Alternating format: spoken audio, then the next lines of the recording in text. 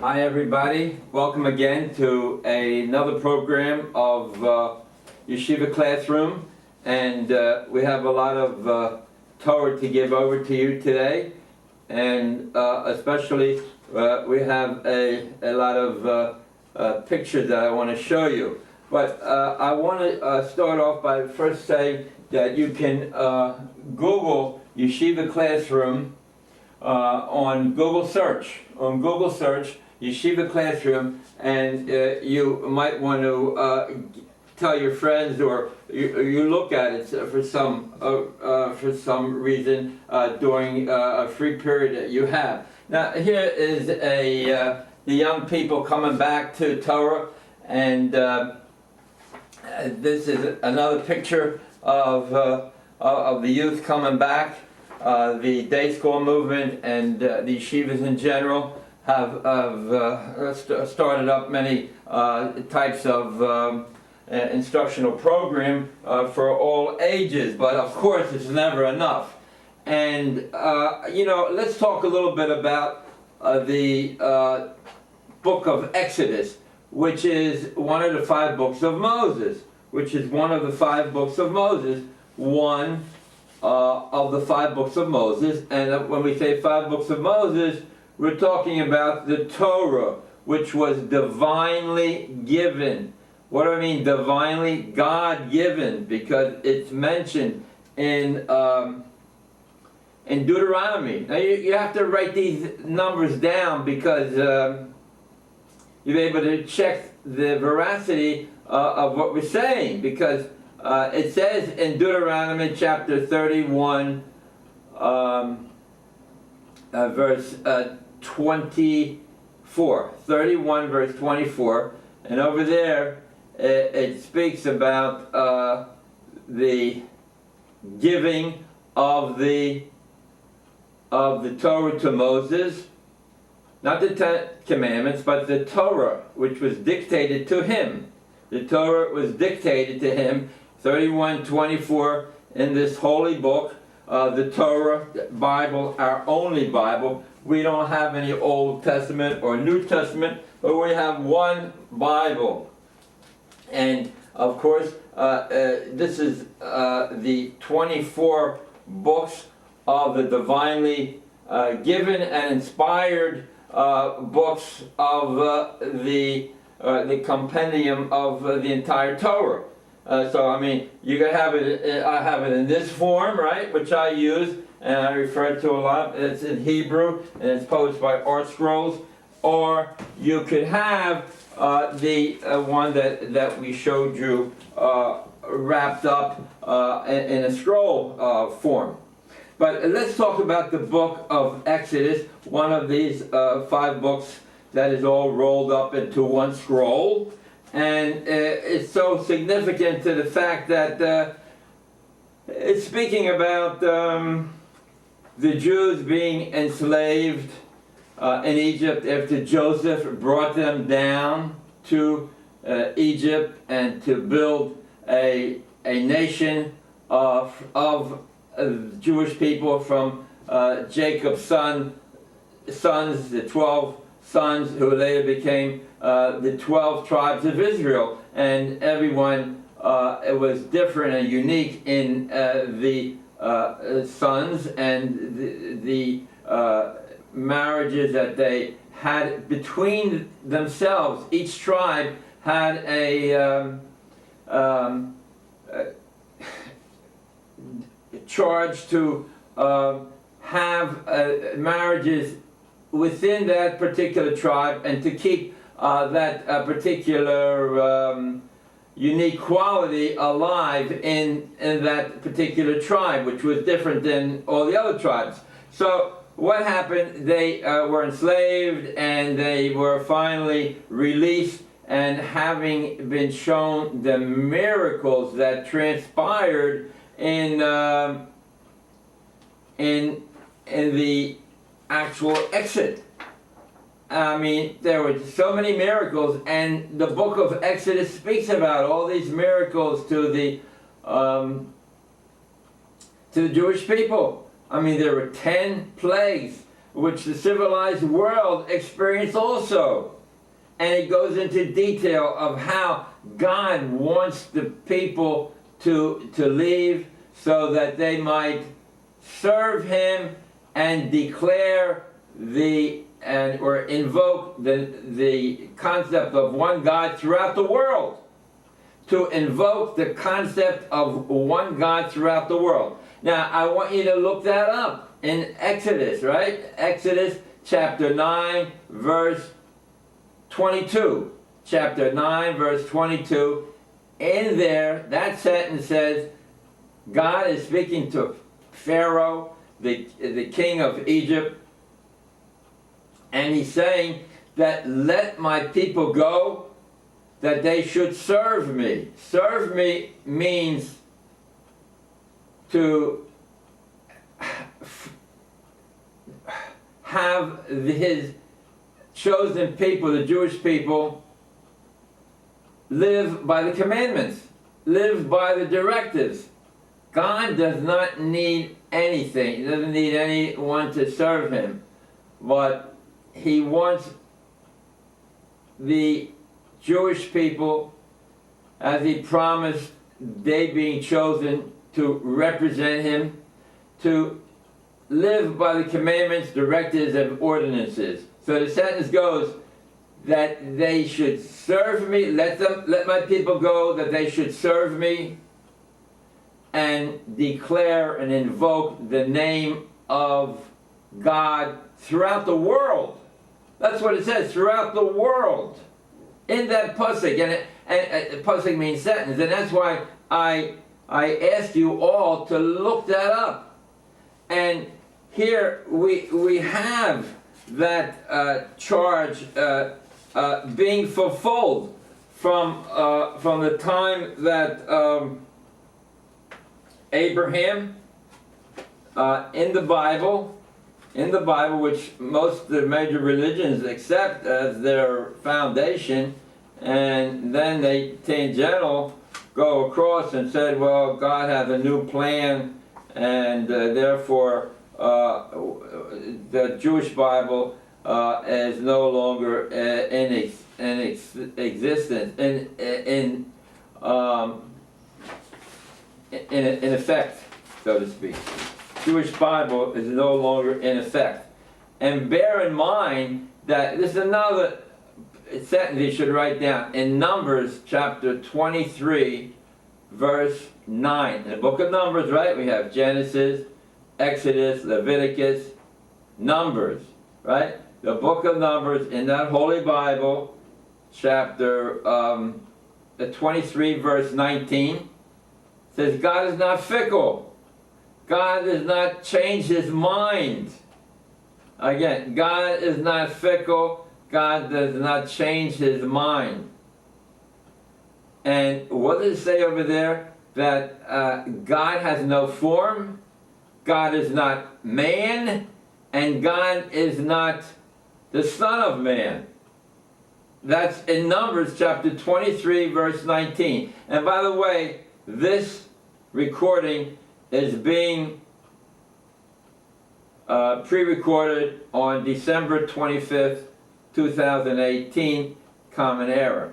So here we have the charge of many groups. This one is specific, the Chabad Hasidim, where this picture shows the gathering, a yearly gathering of many of the shlichim, or the emissaries that go out throughout the world. There are 4,500 emissaries that have set up welcoming centers, welcoming houses throughout the world. And the last one was established in the United States to complete the 50 states, was in South Dakota, and that was in 2017. But each year, here's the couple, the family that is in well, this picture is taken in Brooklyn, but they in 2017 they set up shop in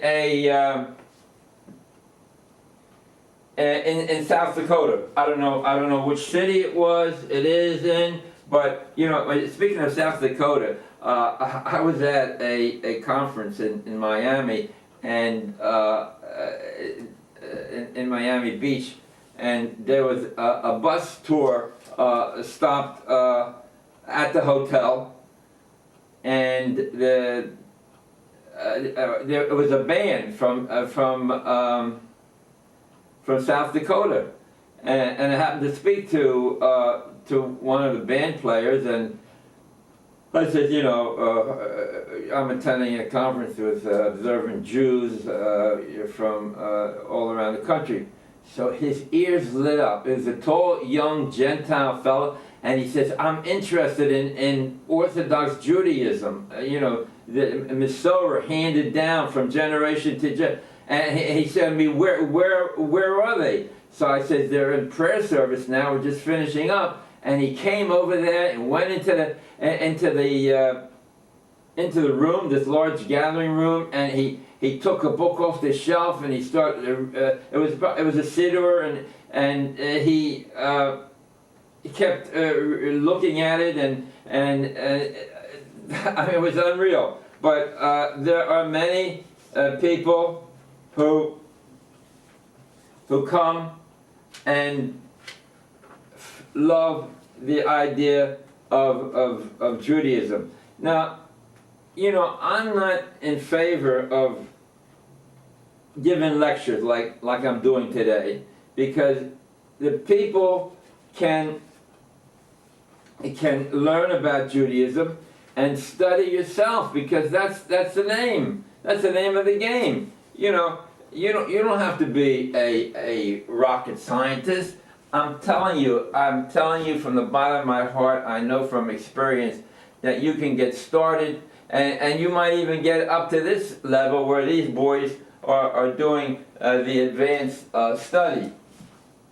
But what you have to do is get the book by Rabbi Millers. This is Behold the People. Write it down.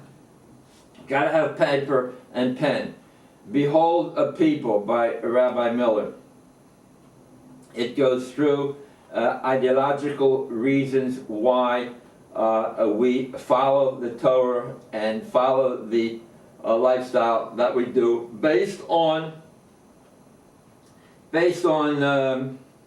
sentences in the Torah that we find in the Torah.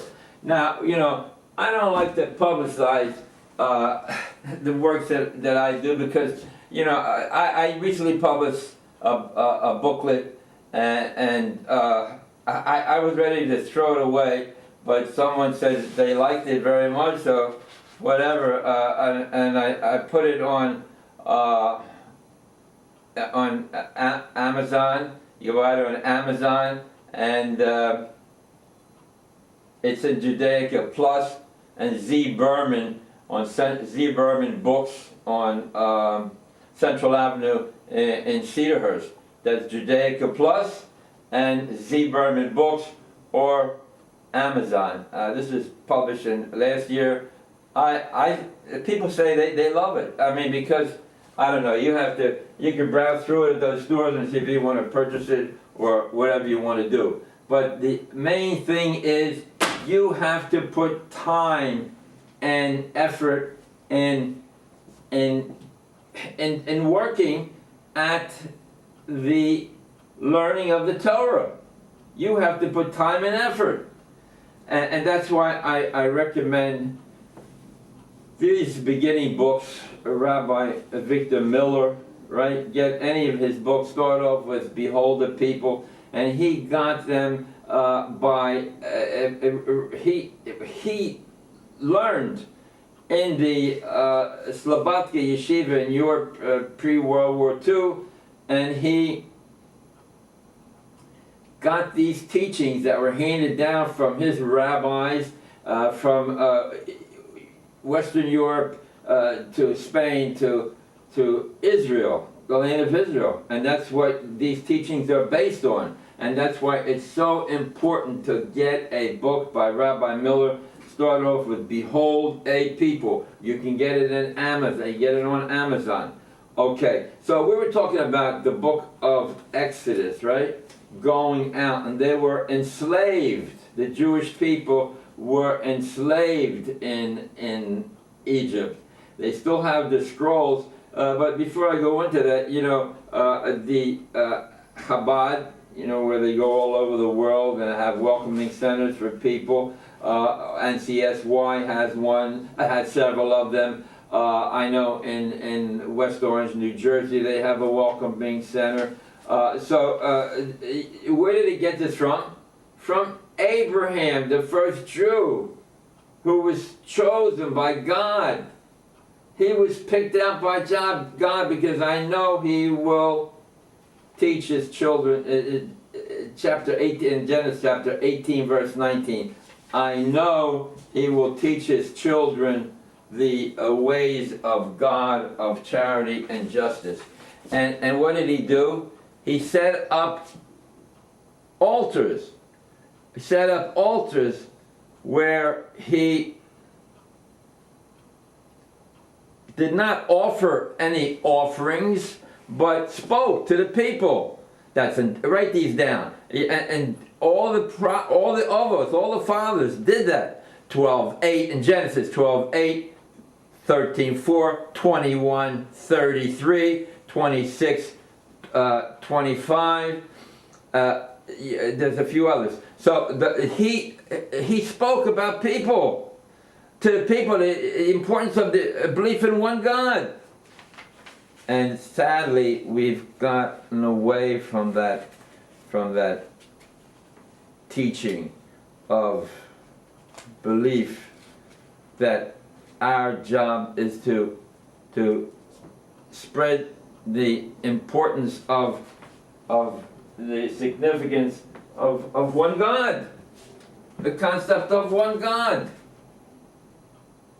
And all throughout our ages, we have been afflicted by these other so-called God-like people, who have a different God, but they say it's the one God, or a human being that became a God, or you name it, and you started out with, after Adam, God spoke with Adam. Adam, the first man. You should guard and work. Look it up in the beginning of Genesis. What does it mean? Guard my commandments. Work on performing them. And this is what we learn out from those words. And before you know it, they were taken aback.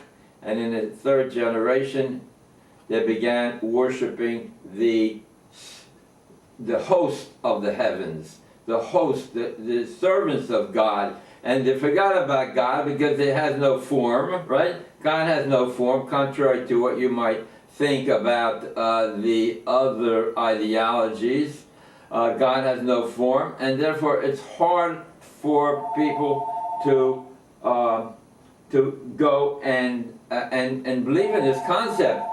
But we still maintain that presence. We still maintain that presence, and we will always have a presence in this world, no matter where we are. And we will teach the uniqueness of one God.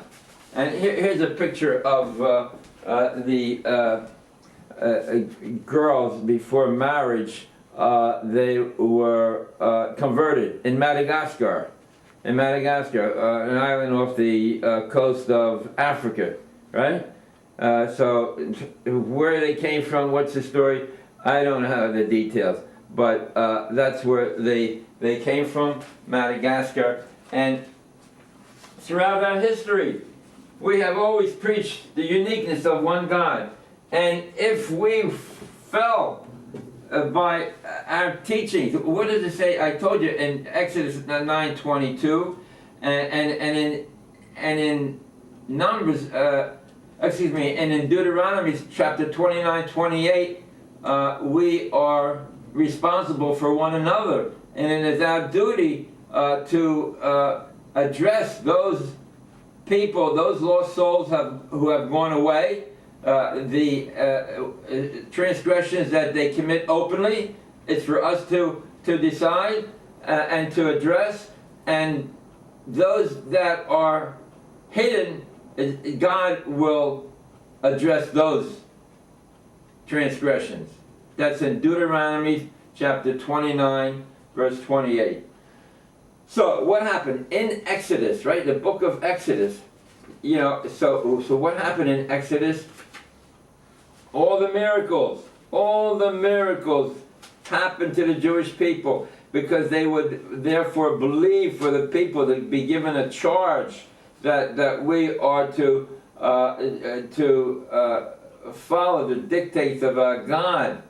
And because of our transgressions, we have been exiled. We have been exiled. But still in all, even in exile, we will come back and we will be strong and we will learn and teach and invoke the name of God, like Exodus 9:22. And that is our charge in life. We are chosen to be a treasured people to God. He chose us to be a treasured people from all the peoples on the face of the earth. And that you can find in Deuteronomy chapter 7 verse 6, and the same sentences in Deuteronomy chapter 14 verse 2. Deuteronomy 14 verse, get that pen, it's never too late, get the pen and paper, write them down. Chosen people, we didn't make that up, we're humble, we didn't want to be arrogant in any way, right? So it's chosen. Deuteronomy 7:6 and Deuteronomy 14:2. That is our life. You know, one of the 24 books of the Bible is the book of Proverbs. A lot of interesting proverbs are there. And one proverb in particular is so important. It says over there in Proverbs, whoever does not give ear to my Torah, his prayer is an abomination.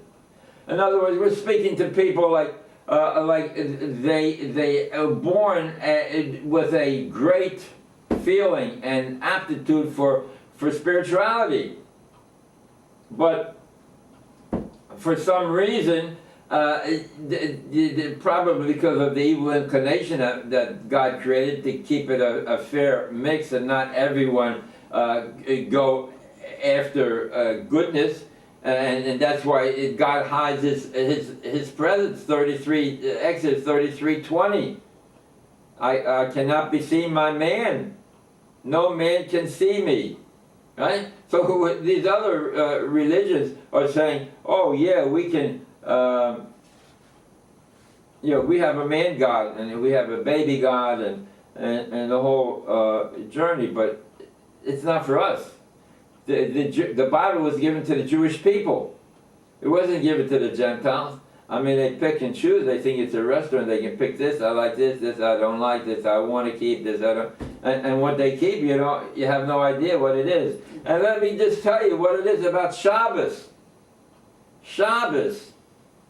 You know, in Exodus, it speaks all about the great miracles that God gave the world so they could save the Jewish people and bring them out.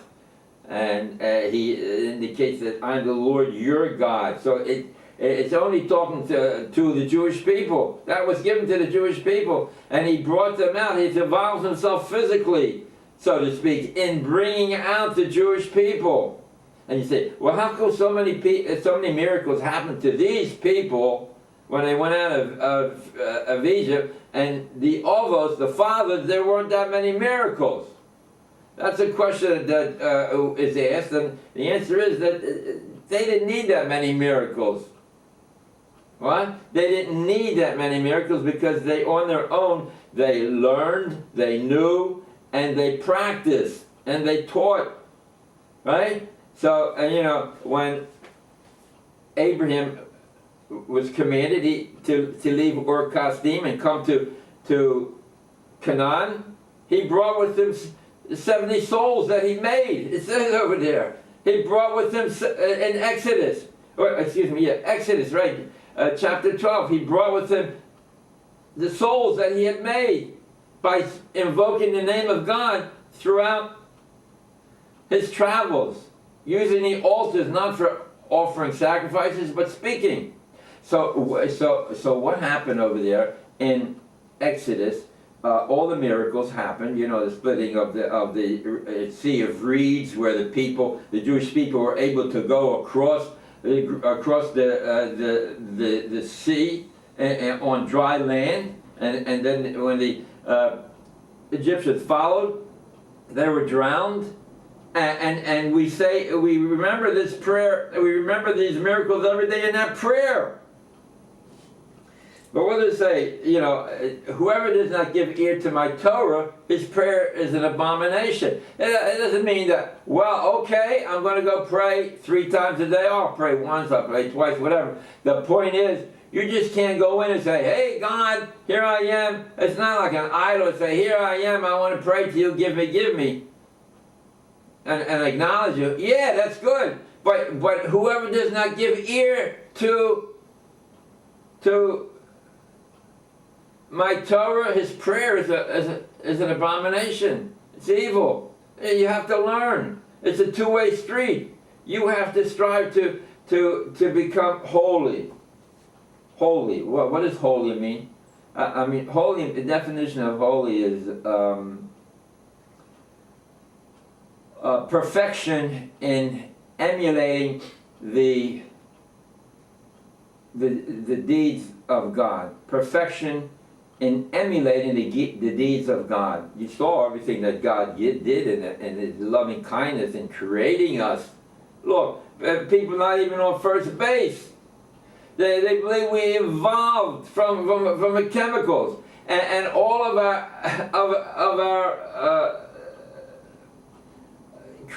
bodies evolved throughout the centuries, and you know, it was billions times billions of years. And you know, that's why, you know, in our eyes we have tears. The glands are above the